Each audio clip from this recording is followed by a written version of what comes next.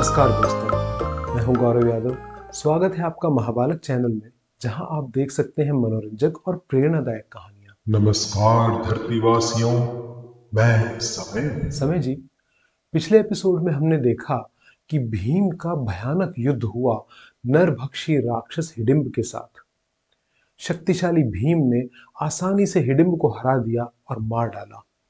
हिडिंब की बहन हिडिंबा भीम से विवाह करना चाहती थी। कुंती और युधिष्ठिर ने इस बात की आज्ञा दे दी और उनका विवाह हो गया। कुछ समय बाद उन्हें एक पुत्र पैदा हुआ जिसका नाम रखा गया घटोत्कच। पांडव जंगल जंगल घूमते रहे। वे कभी भी एक स्थान पर ज्यादा समय के लिए नहीं रुकते थे, इस डर से कि कहीं दुर्योधन को उनके बारे में सूचना न मिल जाए। इस तरह वे मत्स्य, त्रिगर्त, पांचाल, कीचक इन राज्यों के जंगलों में घूमते रहे। जंगलों में घूमते घूमते उनके बाल उलझ गए थे। वे पेड़ों की छाल और हिरण की खाल पहनते थे। वे देखने में बिल्कुल तपस्वी मालूम होते थे। एक दिन जंगल में ऋषि वेदव्यास उनसे मिलने के लिए आए। समय जी, पांडव जिंदा हैं ये बात तो किसी को भी नहीं पता थी, तो फिर ऋषि वेदव्यास को ये कैसे पता चली? कृष्ण द्वैपायन को बहुत सी बातें पता थी जो और लोगों को नहीं पता थी, लेकिन वे बात को गुप्त रखना जानते थे। जिस तरह ऋषि वेदव्यास खुद पांडवों से मिलने के लिए आए, हो सकता है एक दिन मुझसे भी मिलने के लिए आ जाए। आपको क्या लगता है समय जी? क्या तुम अर्जुन हो? नहीं। क्या तुम भीम हो? नहीं। क्या तुम युधिष्ठिर हो? नहीं। क्या तुम नकुल हो, सहदेव हो? क्या तुम कुंती हो? नहीं, मैं इनमें से कोई भी नहीं हूं। उम्मीद है तुम्हें तुम्हारा जवाब मिल गया होगा। ठीक है, ठीक है। पांडवों ने ऋषि वेदव्यास का सम्मान किया और ऋषि वेदव्यास ने उन्हें आशीर्वाद दिया। उन्होंने कहा, मुझे पहले से ही अंदाजा था कि धृतराष्ट्र के पुत्र धर्म का पालन नहीं करेंगे और अनुचित तरीके से तुम लोगों को देश निकाला दे देंगे। अब मैं यहाँ आया हूँ तुम लोगों के कल्याण के लिए। तुम लोग दुखी मत हो। वर्तमान की परेशानियां भविष्य की खुशियों का कारण बनेंगी।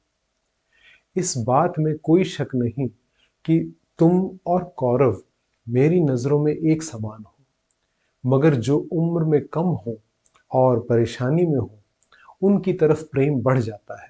इसलिए अब तुम लोगों के लिए मेरा प्रेम और अधिक है। उसी प्रेम के कारण आज मैं तुम लोगों से यहाँ मिलने के लिए आया हूँ। अगर तुम जीवन में खुशी पाना चाहते हो तो अपने आप को समय और स्थान के हिसाब से ढालना सीख लो। यहाँ से कुछ ही दूरी पर एक सुंदर शहर है जो तुम लोगों के लिए एक सुरक्षित स्थान है। वहां चले जाओ और ब्राह्मण वेश में वहां रहो जब तक मैं ना आ जाऊं। अगर तुम जीवन में खुशी पाना चाहते हो तो अपने आप को समय और स्थान के अनुसार ढालना सीख लो। यहाँ से कुछ ही दूरी पर एक शहर है जो बहुत सुंदर है और तुम लोगों के लिए सुरक्षित भी है। वहां चले जाओ और ब्राह्मण वेश में वहां रहो जब तक मैं वहां ना आऊं। पांडव ऋषि वेदव्यास के बताए शहर में चले गए। उस शहर का नाम था एक चक्र। वहां ब्राह्मणों के वेश में वो एक ब्राह्मण के घर में रहने लगे। दिन में सभी पांडव भिक्षा मांगने के लिए बाहर चले जाते और जो कुछ मिलता वो शाम को लाकर कुंती को दे देते। कुंती और 4 पांडव मिले हुए भोजन में से आधा खुद खा लेते और बाकी आधा खाता अकेला भीम। वह फिर भी भूखा रह जाता था, बेचारा। एक दिन नकुल, सहदेव और अर्जुन भिक्षा मांगने के लिए बाहर गए हुए थे और भीम और युधिष्ठिर कुंती के साथ घर पर थे। कुंती को ब्राह्मण के घर के अंदर से रोने की आवाज सुनाई दी। कुंती ने भीम से कहा, दुर्योधन से छुपकर हम इस ब्राह्मण के घर में रह रहे हैं पूरे सम्मान के साथ। जो दूसरे के घर में खुशी खुशी रहे उसे उसके लिए जो भी हो सके जरूर करना चाहिए। हमें जो भी कुछ मिलता है हमें उसे लौटाने की कोशिश करनी चाहिए। ऐसा लगता है कि इस ब्राह्मण परिवार पर कोई विपत्ति आ पड़ी है। जैसे भी हो सके हमें इनकी मदद करनी चाहिए। भीम ने कहा, ये पता लगाते हैं कि इन पर विपत्ति क्या आई है, फिर जो भी होगा मैं उसे दूर कर दूंगा, चाहे कितना भी मुश्किल क्यों ना हो। कुंती ब्राह्मण के घर के अंदर गई तो उसने देखा कि ब्राह्मण, उसकी पत्नी, उसकी बेटी और उसका बेटा आंगन में खड़े हुए थे और सभी के चेहरे पर घोर उदासी थी।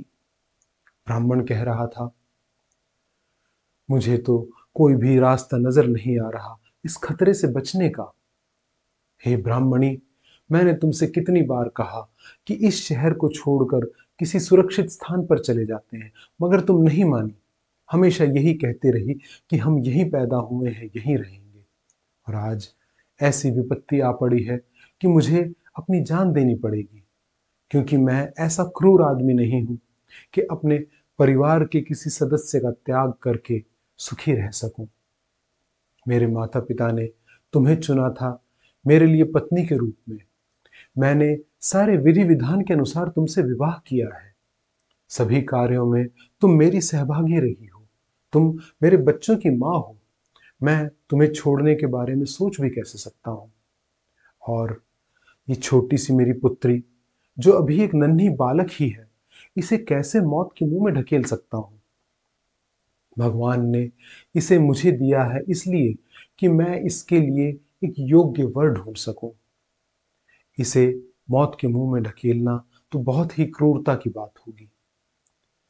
कुछ लोग ये सोचते हैं कि पिता एक पुत्र से ज्यादा प्रेम करते हैं और पुत्री से कम, मगर मैं तो अपने दोनों ही बच्चों से बराबर प्रेम करता हूं। इनमें से किसी को भी मौत के मुंह में ढकेलने के बारे में मैं सोच भी नहीं सकता। लेकिन अगर मैं अपने प्राण त्याग दूं तो ये लोग भी ज्यादा दिन जिंदा रह नहीं सकेंगे। अब तो एक ही चारा बचा है कि मैं और तुम सब एक साथ अपने प्राण त्याग दें। ब्राह्मणी ने कहा, आप बहुत विद्वान हैं। आपको एक साधारण व्यक्ति की तरह दुखी नहीं होना चाहिए।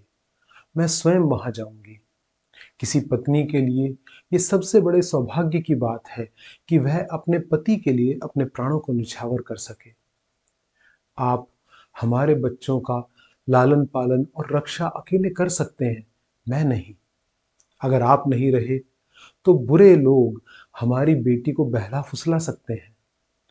हमारा बेटा हो सकता है कि आपकी तरह सदाचारी न बने। अगर ऐसा हुआ तो मेरे प्राण भी अवश्य ही चले जाएंगे और आपके और मेरे बिना हमारे बच्चे भी उसी तरह मारे जाएंगे जैसे जल के बिना मछली। इसलिए मेरा त्याग कर सबको बचा लीजिए।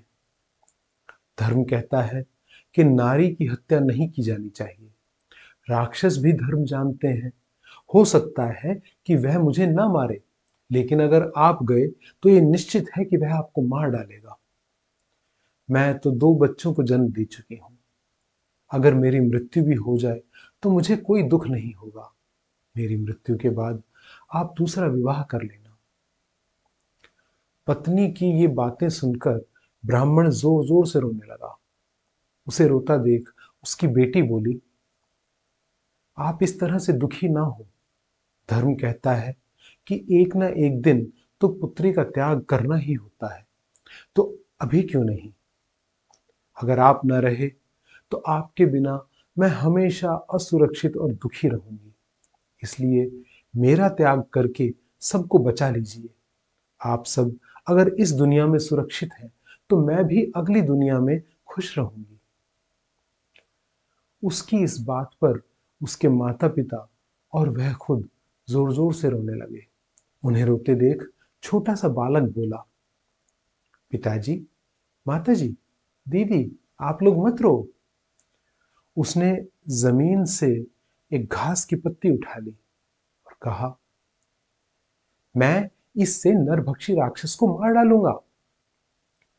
उसकी ये बचपने की बातें सुनकर तीनों ने अपने आंसू पोंछे और मुस्कुरा दिए। कुंती को लगा कि यही सही समय है। वह आगे बढ़ी और कहा, मैं इस दुख का कारण जानना चाहती हूँ। अगर उसे हटाया जा सकता है तो मैं उसे अवश्य हटा दूंगी।